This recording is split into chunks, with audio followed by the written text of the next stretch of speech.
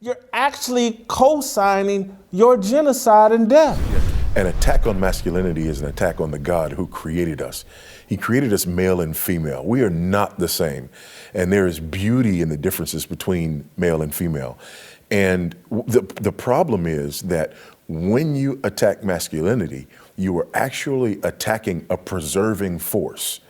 If you don't have strong men in a culture, then what you have is young men who are not kept in check. And what do? They wreak havoc. And when those young men wreak havoc, you start looking around, and what do you immediately want? You immediately want someone or something strong enough to bring that into order again.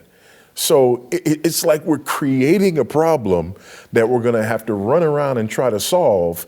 And the way that that problem is solved is by the very thing that you attacked in the first place. So, men are a preserving force. Men are a force that defends society, that defends the family.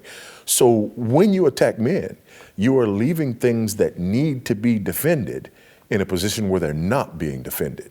So we're actually cutting off our nose to spite our face. Delano Squires comes on this show a lot, and he was on here earlier today, and we constantly talk about men shunning responsibility. Yeah.